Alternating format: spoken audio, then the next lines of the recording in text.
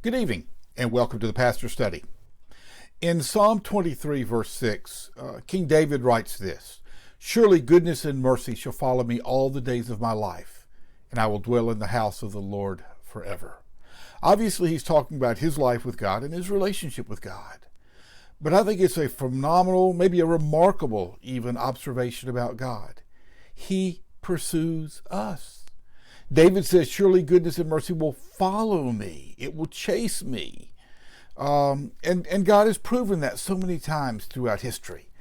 Think about our history as human beings. Back at the very beginning, very beginning, Adam and Eve go missing.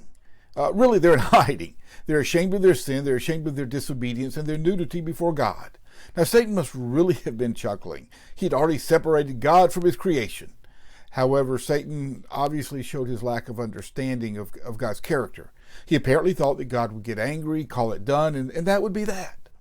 And then he, that is Satan, would have control over all the earth and all of mankind. In his mindset, probably forever. But do you notice where we see God next? He's looking for Adam and Eve. He doesn't wait for them to come back to him. The truth is, they were probably too ashamed to come back to them. Instead, he, that is God, chases them. We hear him calling out in the garden, "Adam, where are you?" And with that action, the process of redemption begins. Now, let's fast forward a lot of years, actually a lot of centuries. God hasn't changed. In fact, God tells us specifically in his word, he says, "I don't change. I am the same forever." And although he hasn't changed his goal for mankind, we're about to see a change in his methods. Can you hear his notification to the world, to all the world, of this change in procedure? From the throne room of God, in the voice of an angel, we hear this: "Do not be afraid. For behold, I bring you great news, or good news of great joy that will be for all the people. For today in the city of David, a Savior has been born to you. He is Christ the Lord." And suddenly, the quest of God to redeem the heart of man has undergone a massive shift. God no longer demands a sacrifice for sin from us. God is now providing that sacrifice, the final sacrifice for the sins of man. We call this the incarnation.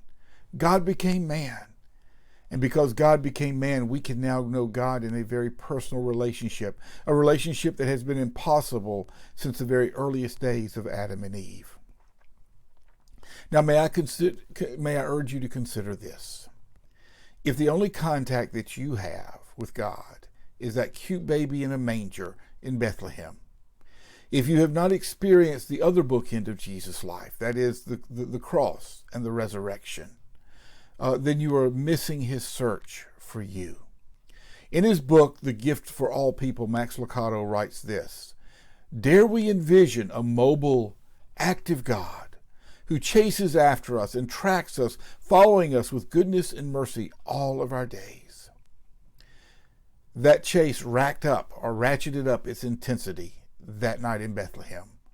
And its path is a straight line, straight from the cradle, from the manger, through the cross, and ending in your heart and soul, if you'll allow it to. This Christmas season,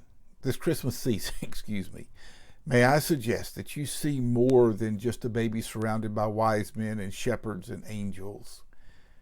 See a Savior reaching out for you, chasing after you, asking you, begging you to give him your heart, as he offers you his goodness and mercy for the rest of your life. Because after all, he's already given you his life. And that began on that first Christmas morn in a manger in Bethlehem, accompanied by angels and an angelic host and shepherds.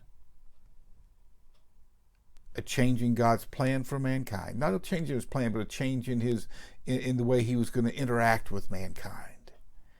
And we get to be a part of it.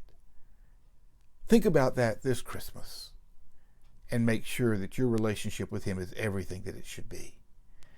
If we don't talk again, I wish you a very Merry Christmas and the best of holidays with your family. May God's richest blessings be yours from the Pastor Study.